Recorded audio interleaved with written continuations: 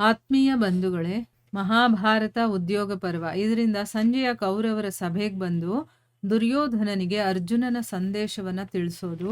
ಈ ವಿಷಯದ ಬಗ್ಗೆ ನಾವು ತಿಳ್ಕೊಳ್ತಾ ಇದ್ವಿ. ಹೋದ ಭಾಗದಲ್ಲಿ ಭೀಮ ಬಂದ್ರೆ ಏನಾಗುತ್ತೆ, ನಕುಲ ಸಹದೇವರು ಬಂದ್ರೆ ಏನಾಗುತ್ತೆ, ಮತ್ತೆ ದ್ರೌಪದಿಯ ಮಕ್ಕಳು ಯುದ್ಧ ಮಾಡೋದನ್ನ ನೋಡಿ ಅವನು ಪಶ್ಚಾತ್ತಾಪ ಪಡಬೇಕಾಗತ್ತೆ ಅಂತೆಲ್ಲ ತಿಳ್ಕೊಂಡ್ವಲ್ವಾ. ಈಗ ಮುಂದುವರೆದು ಹೇಳ್ತಾನೆ, ಅಭಿಮನ್ಯು ಅಂತೂ ಸಾಕ್ಷಾತ್ ಶ್ರೀಕೃಷ್ಣನಷ್ಟೇ ಬಲ ಇರುವಂಥವನು. ಯಾವಾಗ ಅವನು ಅಸ್ತ್ರಶಸ್ತ್ರಗಳಿಂದ ಸುಸಜ್ಜಿತನಾಗಿ ಮೇಘಗಳ ಹಾಗೆ ಬಾಣಗಳ ಮಳೆ ಸುರಿಸಿ ಶತ್ರುಗಳನ್ನ ಸಂತೃಪ್ತಗೊಳಿಸ್ತಾನೋ, ಅಂದ್ರೆ ಅವರಿಗೆ ಅಲುಗಾಡೋದಕ್ಕೂ ಆಗಬಾರದು, ಅವ್ರಿಗೆ ಒಂಥರ ಹಿಂಸೆ ಕೊಡೋ ಥರ ಆಗ್ಬಿಡ್ಬೇಕು, ಆ ರೀತಿ ಮಾಡ್ತಾನೋ, ಆಗ ದುರ್ಯೋಧನನಿಗೆ ಯುದ್ಧ ಮಾಡೋದಕ್ಕೆ ಖಂಡಿತವಾಗ್ಲೂ ಕೂಡ ಪಶ್ಚಾತ್ತಾಪ ಆಗುತ್ತೆ ಅಂತ ಅಂದ್ಬಿಟ್ಟು ಹೇಳ್ತಾನೆ.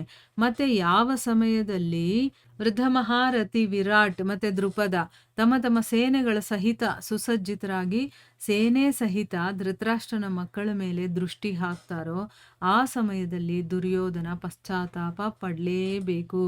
ಯಾವಾಗ ಕೌರವರಲ್ಲಿ ಅಗ್ರಗಣ್ಯ ಸಂತ ಶಿರೋಮಣಿ ಮಹಾತ್ಮ ಭೀಷ್ಮ ಶಿಖಂಡಿಯ ಕೈಗಳಿಂದ ಕೊಲ್ಲಲ್ಪಡ್ತಾರೋ, ಅಂದ್ರೇನು, ಈಗ ಭೀಷ್ಮ ಪಿತಾಮಹರು ಇರೋವರೆಗೂ ಯಾರು ಏನು ಮಾಡೋದಕ್ಕಾಗೋದಿಲ್ಲ ಕೌರವರನ್ನ. ಸೊ ಅದಕ್ಕೆ ಅವ್ರನ್ನ ಕೊಲ್ಲಬೇಕು ಅಂತಾನೆ ಶಿಖಂಡಿ ಅನ್ನೋದಿರೋದು. ಈಗ ಶಿಖಂಡಿ ಪಾಂಡವರ ಕಡೆ ಇರೋದು. ಯಾವಾಗ ಶಿಖಂಡಿ ಕೈಯಿಂದ ಭೀಷ್ಮ ಸಾಯ್ತಾರೋ, ಆಗ ನಾನು ನಿಜವನ್ನೇ ಹೇಳ್ತಾ ಇದ್ದೀನಿ, ನನ್ನ ಶತ್ರುಗಳು ಅನ್ನೋರು ಯಾರು ಉಳಿಯೋದಕ್ಕೆ ಸಾಧ್ಯ ಇಲ್ಲ. ಇದರಲ್ಲಿ ನೀನು ಸ್ವಲ್ಪ ಕೂಡ ಸಂದೇಹವನ್ನ ಪಡಬೇಡ ಅಂತಂದ್ಬಿಟ್ಟು ಇಲ್ಲಿ ಹೇಳ್ತಾ ಇದ್ದಾರೆ. ಅಂದ್ರೆ ಅರ್ಜುನ ಏನು ಹೇಳ್ತಾ ಇರೋದು, ಭೀಷ್ಮ ಪಿತಾಮಹ ಇರೋವರೆಗೂ ನಾವು ಏನು ಮಾಡೋಕ್ಕಾಗಲ್ಲ, ಆದ್ರೆ ಮೃತ್ಯುನೇ ಇಲ್ಲ ಅವರಿಗೆ. ಅವ್ರು ಇಷ್ಟಪಟ್ಟಾಗ ಅವರು ಸಾಯ್ಬೋದು, ಆಯ್ತಾ, ಇಚ್ಛಾಮರಣಿ ಅವರು. ಆದ್ರೆ ಅವರಿಗೆ ಶಾಪ ಸಿಗುತ್ತೆ. ಏನು ಅಂತಂದ್ರೆ, ಶಿಖಂಡಿಯ ಕೈಯಿಂದ ಮಾತ್ರ ಅವಳು ಬೇಕು ಅಂತ ಅದು ಯಾವ್ದಾದ್ರು ಒಂದು ಒಳ್ಳೆ ಕೆಲ್ಸಕ್ಕೋಸ್ಕರ ಭೀಷ್ಮರನ್ನ ಸಾಯಿಸ್ಬೇಕು ಅಂತಂದ್ರೆ ಆಗ ಮಾತ್ರ ಅವರಿಗೆ ಸಾವು ಅಂತಂದ್ಬಿಟ್ಟು ಹೇಳಿರ್ತಾರೆ. ಆದ್ರೂ ಕೂಡ ಅವರು ಯಾವಾಗ ಬೇಕೋ ದೇಹವನ್ನ ಅವರು ತ್ಯಾಗ ಮಾಡುವಂತ ಒಂದು ವರ ಕೂಡ ಅವ್ರಿಗೆ ಇರತ್ತೆ. ಸೊ ಶಿಖಂಡಿಯ ಕೈಯಿಂದ ಯಾವಾಗ ಅವ್ರು ಕೊಲ್ಲಲ್ಪಡ್ತಾರೋ, ಆಗ ನನ್ನ ಶತ್ರುಗಳು ಯಾರು ಉಳಿಯೋದಿಲ್ಲ, ಇದರಲ್ಲಿ ನೀನ್ ಸಂದೇಹ ಪಡಬೇಡ ಅಂತಂದ್ಬಿಟ್ಟು ಹೇಳಿದ್ದಾರೆ. ಆಮೇಲೆ ಯಾವಾಗ ಅತುಲಿತ ತೇಜಸ್ವಿ ಸೇನಾ ನಾಯಕನಾದಂತಹ ದೃಷ್ಟದ್ಯುಮ್ನ ತನ್ನ ಬಾಣಗಳಿಂದ ಧೃತರಾಷ್ಟ್ರನ ಮಕ್ಕಳನ್ನ ಪೀಡಿತಗೊಳಿಸ್ತಾನೋ, ಅವ್ರಿಗೆ ಹಿಂಸೆ ಕೊಡ್ತಾನೋ, ದ್ರೋಣಾಚಾರ್ಯರ ಮೇಲೆ ಆಕ್ರಮಣವನ್ನ ಮಾಡ್ತಾನೋ, ಆಗ ದುರ್ಯೋಧನ ಯುದ್ಧ ಮಾಡಿದ್ದಕ್ಕೋಸ್ಕರ ಪಶ್ಚಾತ್ತಾಪ ಪಡ್ತಾನೆ. ಅಂದ್ರೆ ಇಂತಿಂತ ದೊಡ್ಡ ದೊಡ್ಡ ಮಹಾರಥಿಗಳೆಲ್ಲ ಸಾಯ್ತಾ ಇದಾರಲ್ಲ ಅಂತನ್ಬಿಟ್ಟು ಆಗ ಅವನಿಗೆ ಪಶ್ಚಾತ್ತಾಪ ಆಗುತ್ತೆ, ಯಾಕಾದ್ರೂ ನಾನು ಯುದ್ಧ ಮಾಡಿದ್ನು ಅಂತನ್ಬಿಟ್ಟು. ಆಮೇಲೆ ಸೋಮಕ ವಂಶದಲ್ಲಿ ಶ್ರೇಷ್ಠನಾಗಿರುವಂತ ಮಹಾಬಲಿ ಸಾತ್ಯಕಿ ಕೂಡ ಯಾವ ಸೈನ್ಯದ ಮುಖಂಡನಾಗಿರ್ತಾನೋ ಅದರ ವೇಗವನ್ನ ಶತ್ರುವು ಯಾವತ್ತೂ ಸಹಿಸ್ಕೊಳ್ಳೋದಕ್ಕೆ ಆಗೋದಿಲ್ಲ. ಅಂದ್ರೆ ಅಷ್ಟು ಅರ್ಹತೆ ಇದೆ ಅವನಿಗೆ, ಆಯ್ತಾ. ಮತ್ತೆ ಅರ್ಜುನ ಹೇಳ್ತಾನೆ, ನೀನು ದುರ್ಯೋಧನನಿಗೆ ಹೇಳು, ಈಗ ನೀನು ರಾಜ್ಯದ ಆಸೆಯನ್ನ ಬಿಟ್ಟು ಬಿಡು ಅಂತನ್ಬಿಟ್ಟು. ಯಾಕೆ ಅಂತಂದ್ರೆ ನಾವು ಶಿನಿಯ ಪೌತ್ರರು, ಅಂದ್ರೆ ಆ ಒಂದು ವಂಶದಲ್ಲಿ ಹುಟ್ಟಿರುವಂಥವ್ರು, ಯುದ್ಧದಲ್ಲಿ ಅದ್ವಿತೀಯ ರಥಿ ಮಹಾಬಲಿ ಸಾತ್ಯಕಿಯನ್ನ ನಮ್ಮ ಸಹಾಯಕನನ್ನಾಗಿ ಮಾಡ್ಕೊಂಡಿದ್ವಿ. ಈಗ ಒಬ್ರು ಯುದ್ಧ ಮಾಡ್ಬೇಕು ಅಂತಂದ್ರೆ ಯುದ್ಧ ಮಾಡ್ತಾ ಇರುವಂತ ಮೂಲ ರಾಜ ಇದಾನಲ್ಲ, ಅವನ ಜೊತೆನಲ್ಲಿ ಎಂತೆಂಥವ್ರು ಇದ್ದಾರೆ ಅನ್ನೋದು ಕೂಡ ಇಂಪಾರ್ಟೆಂಟ್ ಆಗುತ್ತೆ. ಯಾಕಂದ್ರೆ ಇದು ಒಬ್ಬನಿಂದ ಮಾಡೋದಕ್ಕಾಗೋದಿಲ್ಲ ಅಲ್ವಾ. ಸೊ ಅದಕ್ಕೋಸ್ಕರ ನಮ್ಮ ಹತ್ರ ಯಾರ್ಯಾರಿದ್ದಾರೆ ಅಂತ ತಿಳ್ಕೊ. ಮೊದಲು ನಾನು ಶಿನಿಯ ಪೌತ್ರ, ಅಂದ್ರೆ ಆ ಶಿವಿಯ ವಂಶದಲ್ಲಿ ಹುಟ್ಟಿರುವಂಥವ್ರು ಎಷ್ಟು ಪರಾಕ್ರಮಿಗಳು ಅಂತ ನಿಮಗೆ ಗೊತ್ತೇ ಇರುತ್ತೆ.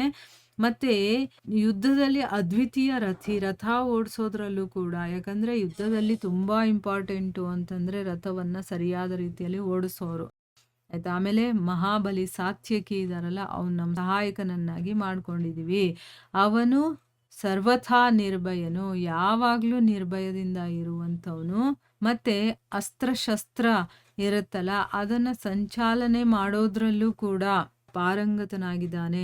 ಯಾವ ಸಮಯದಲ್ಲಿ ದುರ್ಯೋಧನ ರಥದಲ್ಲಿ ಗಾಂಡೀವ ಧನಸ್ಸು, ಶ್ರೀಕೃಷ್ಣ ಮತ್ತೆ ಅವನ ದಿವ್ಯ ಪಾಂಚಜನ್ಯ ಶಂಖ, ಕುದುರೆಗಳು, 2 ಅಕ್ಷೋಹಿಣಿ ತರಕಸಗಳು, ದೇವದತ್ತ ಶಂಖ ಮತ್ತೆ ನನ್ನನ್ನು ನೋಡ್ತಾನೋ, ಆ ಸಮಯದಲ್ಲಿ ಅವನಿಗೆ ಯುದ್ಧಕ್ಕಾಗಿ ಪಶ್ಚಾತ್ತಾಪ ಪಡಬೇಕಾಗತ್ತೆ. ಅಂದ್ರೆ ಈಗ ನಾನು ಯುದ್ಧದಲ್ಲಿ ಇದೀನಿ ಅನ್ನೋದು ಕೂಡ ಅವನಿಗೆ ಭಯ ಇದೆ. ಮತ್ತೆ ಇವ್ರ ಹತ್ರ ಏನೇನಿದೆ ಎಲ್ಲ ಹೇಳ್ತಾ ಇದ್ದಾನೆ. ಗಾಂಡೀವ ಧನಸ್ಸಿದೆ, ಶ್ರೀಕೃಷ್ಣ ಇದ್ದಾನೆ, ದಿವ್ಯ ಪಾಂಚಜನ್ಯ ಶಂಖ ಇದೆ, ಕುದುರೆಗಳಿದೆ, 2 ಅಕ್ಷಯ ತರಕಸ್ಗಳಿದೆ, ದೇವದತ್ತ ಶಂಖ ಇದೆ. ಮತ್ತೆ ಇದನ್ನೆಲ್ಲ ಇಟ್ಕೊಂಡು ನಾನು ರಥದಲ್ಲಿರೋದನ್ನ ಯಾವಾಗ ಅವನು ನೋಡ್ತಾನೋ ಆಗ ಅವನಿಗೆ ಪಶ್ಚಾತ್ತಾಪ ಅನ್ನೋದು ಹಾಗೆ ಆಗುತ್ತೆ ಅಂತಂದ್ಬಿಟ್ಟು ಹೇಳ್ತಾ ಇದ್ದಾನೆ. ನೋಡಿ ಎಷ್ಟು ವಿಚಾರ ಮಾಡ್ತಾ ಇದ್ದಾನೆ ಅರ್ಜುನ ಅಂತಂದ್ಬಿಟ್ಟು. ದುರ್ಯೋಧನ ಯುದ್ಧ ಮಾಡದೆ ಸುಮ್ಮನೆ ಆ ರಾಜ್ಯವನ್ನ ಕೊಟ್ಬಿಟ್ರೆ ಅವನು ಉಳಿತಾನೆ, ನಾವು ಕೂಡ ನೆಮ್ಮದಿಯಾಗಿರಬಹುದು. ಆದರೆ ಅವನೇನಾದರೂ ಕೊಡಲ್ಲ ಅಂತಂದರೆ ಇಷ್ಟೆಲ್ಲ ಆಗುತ್ತೆ. ಇಷ್ಟೆಲ್ಲ ಆದಾಗ ಅವನಿಗೆ ಕೊನೆಯಲ್ಲಿ ಯಾಕಾದರೂ ನಾನು ಮಾಡಿದ್ನೋ ಅಂತ ಅನ್ನಿಸ್ಬೋದು. ಆದರೆ ಕೊನೆಯಲ್ಲಿ ಅನ್ಸಿ ಏನು ಪ್ರಯೋಜನ, ಎಲ್ಲರೂ ಸತ್ತು ಹೋಗಿರ್ತಾರಲ್ವಾ. ಸೊ ಅದಕ್ಕೋಸ್ಕರ ಇವನು ಮುಂಚೆನೇ ಅವನಿಗೆ ಎಚ್ಚರಿಕೆಯನ್ನು ಹೇಳಿ ಕಳಿಸಿದ್ದಾನೆ. ಮುಂದುವರೆದು ಏನು ಹೇಳ್ತಾನೆ ಅನ್ನೋದನ್ನ ನಾವು ಮುಂದಿನ ಭಾಗದಲ್ಲಿ ತಿಳ್ಕೊಳ್ಳೋಣ. ಹರೇ ಕೃಷ್ಣ.